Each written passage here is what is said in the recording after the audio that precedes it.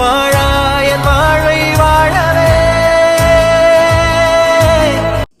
வணக்கம். என் இதயத்தில் குடியிருக்கும் என் அன்புள்ளங்களே, நான் நல்ல சோமா இருக்கிறேன். நீங்களும் நல்ல சோமா இருக்கணும் நான் நிறைவேற வேண்டிக் கொள்றேன்.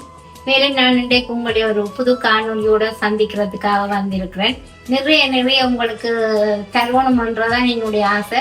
இன்றைக்கும் எனது ஒரு வீட்டு சமையலைத்தான் நான் போடுறேன். இனி உங்களுக்கு நிறைய மோட்டிவேட்டான விஷயங்களை நான் கண்டிப்பா தர இருக்கிறேன். அதுக்கு முன்னால இந்த உலகத்திலே எங்களையெல்லாம் சுமந்த அத்தனை தாய் உள்ளங்களுக்கும் அந்நியர்களுக்கான அந்நியர் தின நல்வாழ்த்துக்களை இந்த நேரத்துல நான் மனதார கூறிக்கொள்றேன். உயிரோட இல்லாத அம்மாக்களுக்கும் உயிரோட வாழ்ந்து கொண்டிருக்கிற எல்லா தாய்களுக்கும் எனது தாழ்மையான மனமார்ந்த அந்நியர் தின நல்வாழ்த்துக்கள். அதோட இன்னொரு விடயம் எல்லாருமே கேள்விப்பட்டிருப்பீங்க.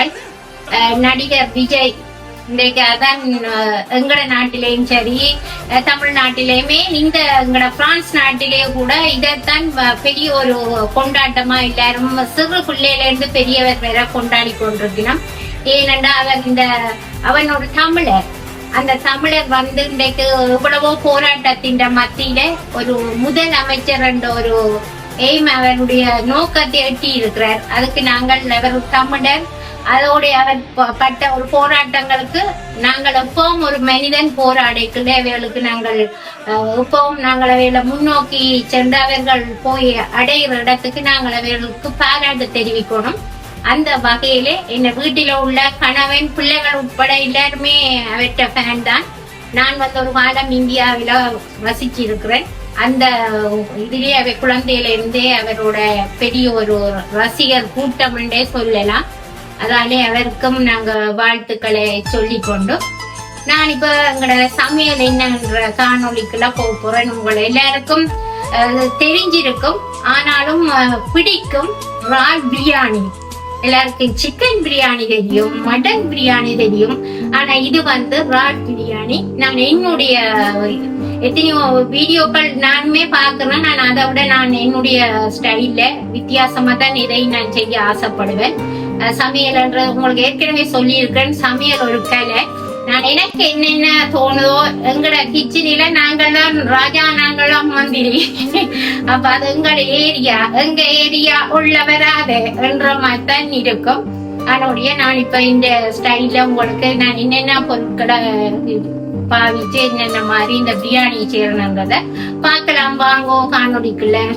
சரி நேர்களே, நாங்கள் இப்ப சமையல் காணொலிக்க வந்துட்டோம். இப்ப சமையல் செய்யறதுக்கு முதல் ரைஸ், அதாவது நான் பாஸ்மதி அரிசி, கீரை அரிசி எடுத்து வச்சிருக்கிறேன். அதை நான் ஏற்கனவே அரிசியை வடிச்சுத்தான் எடுப்பேன். கஞ்சியோட உவிய விட மாட்டேன். நான் வடிச்சு எடுத்துட்டு தனியா ரைஸை நான் எடுத்து வச்சிருக்கிறேன். எங்களோட ஒவ்வொரு குடும்பங்களுக்கு ஒவ்வொரு எண்ணிக்கை பொறுத்து, அது உங்களோட எண்ணிக்கை உங்களுக்கு.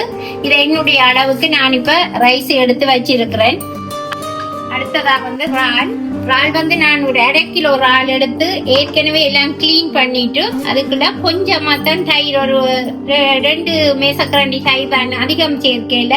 தயிரில உப்பு, அடுத்த தேவையான மிளகாய் தூள், மஞ்சள் தூள் எல்லாத்தையும் சேர்த்து தயிரோட எல்லாம் சேர்ந்து நான் அதை குழைச்சி இப்ப தனியா அதையும் நான் ஊற வச்சிருக்கிறேன்.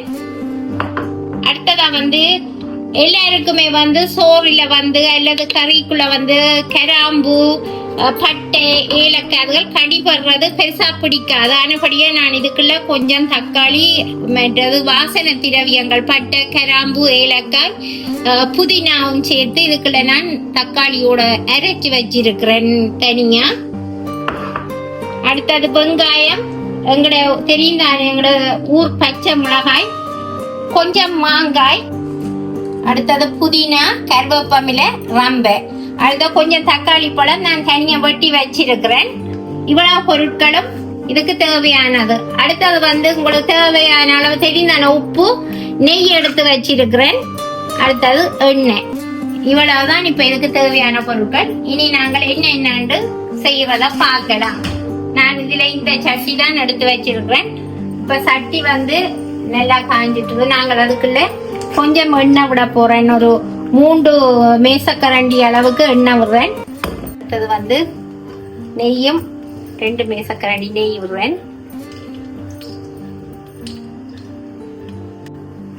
அடுத்தது நெய்யும் எண்ணெய் சூடாகினோட நாங்கள் வெங்காயத்தையும் பச்சை மிளகாயையும் அடுத்தது நான் வெட்டி வச்சிருக்கிற குடமிளகாயையும் அப்படியே போட போறேன்.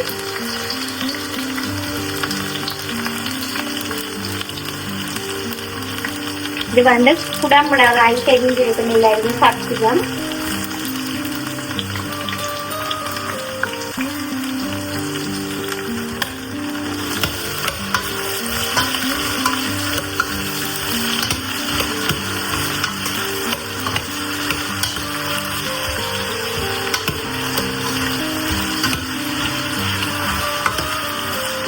எல்லாருக்குமே தெரியும் தானே வெங்காயம் வெட்டுறதையும் மிளகாய் வெட்டுறதையும். அப்ப நாங்கள் அதெல்லாம் காட்டி கொண்டிருக்கிறதுக்கு எல்லாருக்கும் அதை கேட்கறதுக்கும் பொறுமை இருக்காது, பார்க்கறதுக்கும் பொறுமை இருக்காது.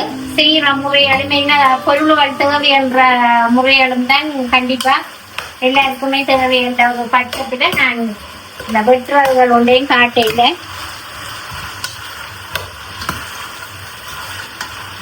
நேரம் பொண்ணானது, அதை வேஸ்ட் ஆக்க கூடாது என்று நினைக்கிறேன் நான். அதால உங்களோட டைமையும் வெட்டுறது இப்படி எல்லாத்தையும் காட்டினா உங்களுக்கும் போர் அடிச்சிடும். அதனால நான் வந்து வெட்டுறதுல காட்டில நான் என்னுடைய டைமை மிச்சப்படுத்தி வெட்டி போட்டு எல்லாத்தையும் உங்களுக்கு காட்டி கொண்டிருக்கேன். நல்லா அளவு வதங்கணும். ஏன்னா பெரியவையா இருந்தாலும் அந்த கிராம்பு பட்டை இதுகள் எல்லாம் கடி வர்றது பிடிக்காது. அதை அப்படியே ஒதுக்கித்தான் வைப்பினான். அப்ப நாங்கள் இது வந்து ஒரு ஈஸியான வேலை இறைச்சின்றபடியா நான் இந்த இதுக்குள்ள வந்து கொஞ்சம் மாங்காய் எடுத்து நான் சொன்னேன் தானே. அந்த மாங்காயம் வந்து இந்த வெங்காயம் வதங்கி கொண்டு நல்லா வரும்போது நீங்கள் அந்த மாங்காயை போடக்குள்ள அதுவும் சேர்ந்து வதங்கிக்குள்ள கொஞ்சம் எல்லாம் வதங்கி போற நேரத்துலதான் நான் அந்த அரைச்சு வச்சதை இதுக்குள்ள போட போறேன். சில பேர் வந்து எலுமிச்சம்பழம் அதுக்கும் ஜூஸ் பண்ணலாம். நான் வந்து அந்த எலுமிச்சைக்கு பதிலாத்தான் அந்த மாங்காய போடுறேன். ஏண்டா மாங்காய இந்த புளிப்பும் கொஞ்சம் நல்லா இருக்கும். பிரியாணி என்றது வந்து இப்போ டெய்லி சாப்பிட முடியாது. யாருமே சாப்பிட்டா அது இன்னும் அதிகமான நோய்களைத்தான் கொண்டு வரும். ஏனென்றா நெய் எண்ணெய்கள் எல்லாம் உடம்புக்கு ஆகாது. அதுவும் இந்த நாட்டில இன்னும் கொஞ்சம் கஷ்டமான சூழ்நிலைகளை உருவாக்கிடும். ஆனபடியாத்தான் பிரியாணி வந்து இருந்துட்டு தான் நாங்க இப்ப வேகத்தில் ஒருக்கா கண்டிப்பா செய்வோம். அது சிக்கனா இருக்கும், மட்டனா இருக்கும், இறாலா இருக்கும். நான் இப்ப சிக்கன் மட்டன் போட்டுட்டேன். அடுத்த கட்டமா இறால் இப்படி நான் ஒவ்வொரு டேர்ன் வச்சுதான் ஒவ்வொரு சமையலை செய்து கொண்டிருக்கிறது. அப்ப இந்த முறை வந்து இதே இன்றைக்கு ஒரு காணொலியாண்டே போடக்கல நீங்கள் அதை பார்த்து சில பேருக்கு அது பயனளிக்கலாம். நீங்கள் வேறொரு பொருளை போட்டு செய்யலாம். எல்லாருக்குமே தெரியாண்டு நான் சொல்ல மாட்டேன். ஒவ்வொருத்தருக்கு தெரிஞ்ச முறையில என்னுடைய உலகத்திலே எனக்கு இது தெரிஞ்சது. அதை உங்களோட நான் பங்கு கொண்டு காண்பிச்சிருக்கிறேன். அது மாதிரி நீங்களும் ஏதாவது வேறு ஏதாவது ஆட் பண்ணி ஒன்னா கண்டுபிடிக்கிறதானே. எல்லாரும் மனிதரா உருவாக்கினது நோய்கள் வராத அளவுக்கு ஆரோக்கியமான வகையிலே ஒன்றையும் செய்யும் போது அது நல்ல ஒரு சாத்தியக்கூறான விடயமா இருக்குமன்றது என்னுடைய கருத்தா இருக்குது. இதை பார்க்கலாம். இது கொஞ்சம் வதங்கி கொண்டு வந்துச்சுன்னா நான் இதுக்குள்ள இப்ப புதினா கருவேப்பிலை எல்லாம் போட்டிருக்கேன்.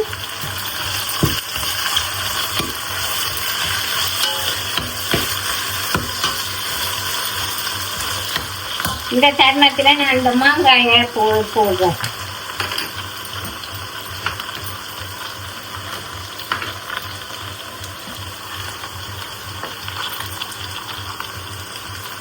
எல்லாமே உப்பில இருந்து புளியில இருந்து உரைப்பில இருந்து எல்லாம் உடலுக்கு உணவே மருந்து. அதே போல உணவு வந்து ஆரோக்கியமான வகையில இருக்கணும்.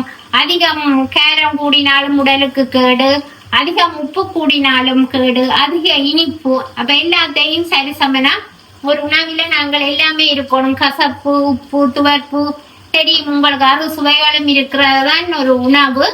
அந்த உணவில எங்களுக்காக அன்றாடம் என்ன ஒரு பொருள் கிடைக்குதோ அது உடலுக்கு ஏற்ற மாதிரி நாங்கள் எங்களுக்கு அமைச்சு கொண்டு போறதுதான் எங்களுடைய உணவின் செயற்பாடு. உங்களுக்கு உடலுக்கு போய் அது கொடுக்குற ஒரு வலிமை சரி, அதாவது எனர்ஜி வலிமை ஆனபடியா உங்களுக்கு எது எது கிடைக்குதோ அதை வச்சு ஒரு அழகான ஒரு சிறிய சமையலா செய்து குடும்பத்தில் உள்ள எல்லாரும் சேர்ந்து சாப்பிடக்குள்ள அதுல பெரிய ஒரு சந்தோஷம் என்று நான் நினைக்கிறேன். இது நான் ஏற்கனவே ரைஸ்ல உப்பு, ரால்ல உப்பு இருக்கிறபடியா இதுக்குள்ள நான் அதிகமா உப்பு சேர்க்க இல்லை. இப்ப ஒரு கொஞ்சம் உப்பு போடுறேன், கொஞ்சம் வதங்காட்டு மண்டோர் இதுல ஏற்கனவே உப்பு இருக்குது. அடுத்து இதோட நான் இப்ப என்ன செய்ய போறேன்னா, நான் ஏற்கனவே இதுல அரைச்சு வச்சிருக்கிற புதினா, தக்காளி, அடுத்தது பட்டை, கிராம்பு, ஏலக்காய் எல்லாத்தையும் இதுக்குள்ள சேர்க்கிறேன். இந்த கலவைகள் எல்லாத்தையும் இந்த வெங்காயம் வதங்குறதோட நான் சேர்க்கிறேன்.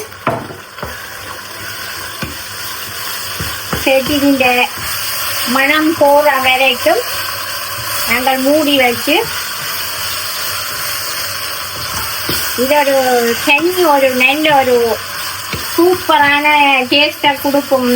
செய்து பாரும்போது அடுத்து நான் தக்காளி எடுத்து வச்சிருந்தேன். நான் 3 தக்காளி பழம் எடுத்தேன். நான் ஒரு சின்ன 2 பெரிய தக்காளியிலையும் ஒரு தக்காளி பழம் தான் அதோட அடிச்சேன். இப்ப இந்த வச்சிருக்கிற மிச்ச தக்காளி பழத்தை நான் இதுக்குள்ள போடுறேன்.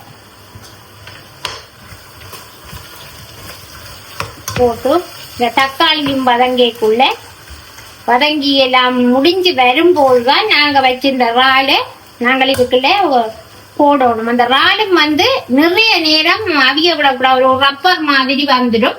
அது அதிண்ட மிருதுவான தன்மையோட கலந்த ஒரு அவிஞ்ச ஒரு தன்மை இருக்கணும்ன்றதுதான் அந்த இறால் பிரியாணிக்கான ஒரு பெரிய ஒரு பாயிண்ட் நான் நினைக்கிறேன். கொஞ்ச நேரம் மூடி விடுவோம்.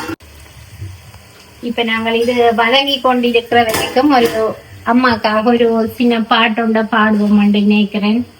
அம்மா அம்மா என்னாருயிரே, நீயும் நானும் இங்கு ஓருயிரே, கண்ணின் மணியே ஓ தெய்வம் நீயோ அம்மா அம்மா என்னாருயிரே, நீயும் நானும் இங்கு ஓருயிரே. நன்றி. அம்மான்னு சொன்ன எல்லாருக்கும் நான் முதல் காணொளியிலேயும் அம்மா என்ற வார்த்தை தான். அம்மா அம்மா அம்மா. அது எங்களோட உயிர் போனாலும் அந்த பந்தம் தொடர்ந்து கொண்டிருக்கும் என்று உளவியல் ரீதியா எல்லாம் நிரூபிச்சிருக்கணும். ஒரு தாய் தன் கருவில இருந்து குழந்தையை சுமந்து அவ அந்த உலகத்தை விட்டு போனாலும் அந்த தாயும் அந்த குழந்தைக்குமான தொடர்பு இருக்கும் என்று சொல்லி நான் படிச்சிருக்கிறேன்.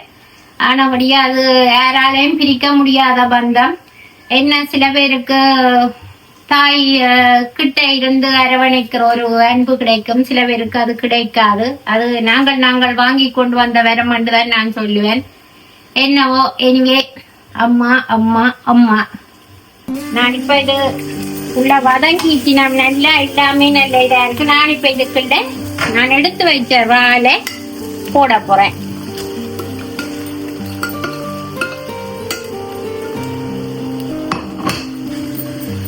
இறாலை போட்டு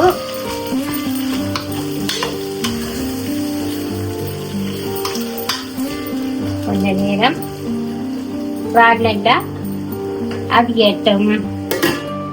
நாங்க திறந்து பார்ப்போம். நல்லா இறாலெல்லாம் நல்லா எல்லாமே வேகிட்டு எங்களுக்கு இப்ப பிரியாணி. இனி நாங்கள் சோறத்தான் இனி சேர்க்க போறோம் ரைஸ்ல. அதுக்கிடையில நான் சலாட்டுக்கு எல்லாம் வெட்டி இருக்கிற கொம்பர், தக்காளி, கொஞ்சம் மாங்காய், வெங்காயம், இனி இதுல மிளகுத்தூளும் கொஞ்சம் தயிரும் நான் ஆட் பண்ணுவேன். அது சாப்பிட ரெடி பண்ணுவேன். இப்ப வெட்டி வச்சுட்டேன். மற்றது முட்டை அவியுது.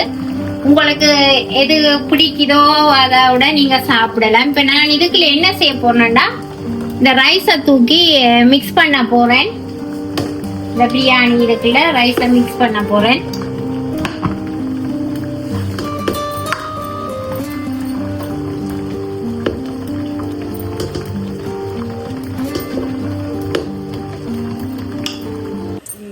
இப்ப நான் எல்லாம் மிக்ஸ் பண்ணி முடிச்சு இதுல வந்து புதினாவையும் கொஞ்சம் கொத்தமல்லி இலையும் வந்து கொட்டி போட்டிருக்கிறேன். நான் வந்து நேர இதுக்காக உங்களையும் காக்க வைக்க கூடாதுக்காக எல்லாம் நான் செய்து இப்ப பினிஷ் பண்ணிட்டேன். என் பினிஷ் ரிசல்ட்ட பாருங்க. இதுதான் இறால் பிரியாணி. எங்க நாங்கள் இப்ப உங்களுக்கு ஒரு சாப்பிட்டு கொஞ்சம் காட்டுவோம் எப்படி இருக்குன்னு.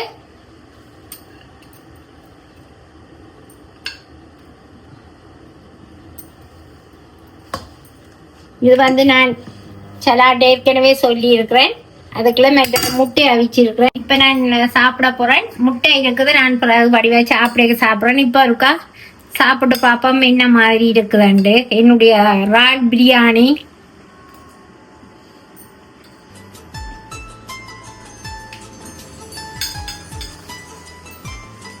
இந்த டேஸ்ட் உண்மையிலே எனக்கு பிடிக்கும். நல்லா இருக்குது. எங்க பிள்ளைகளுக்கும் எங்க ஹஸ்பண்டுக்கு எல்லாருக்குமே நல்லா பிடிக்கும் இந்த சாப்பாடு. அதால நீங்க நினைக்கலாம், திரும்ப சொல்றேன்னு நான் சாப்பிட்டு கொடுத்த இந்த சாப்பாடு தானே. நீங்கள் வாங்கோ, வந்து இந்த கையால சாப்பிட்டு பாருங்க. அப்ப உங்களுக்கும் பிடிக்கும். நான் கண்டிப்பா இதே போல நீங்களும் செய்து சாப்பிட்டு பாருங்க. உடலுக்கு ஆரோக்கியமும் தேவை.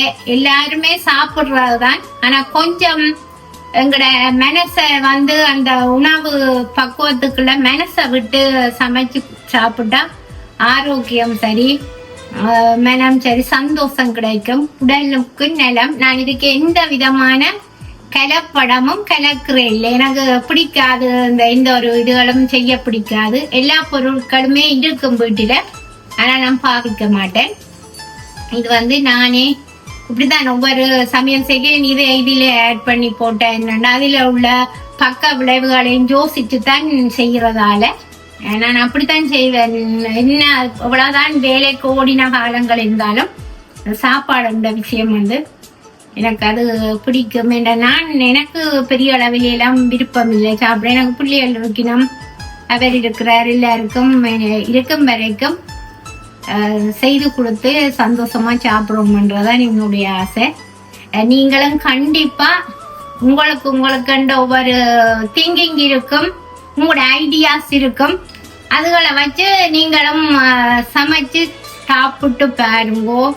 நல்ல உடல் ஆரோக்கிய வளத்தோட எல்லாரும் நல்லா வாழணும்னு நான் மீண்டும் மீண்டும் இறைவனை பிரார்த்தித்து கொண்டு நான் உங்களிடம் இருந்து இந்த காணொலியோட விடை பெறுகிறேன்.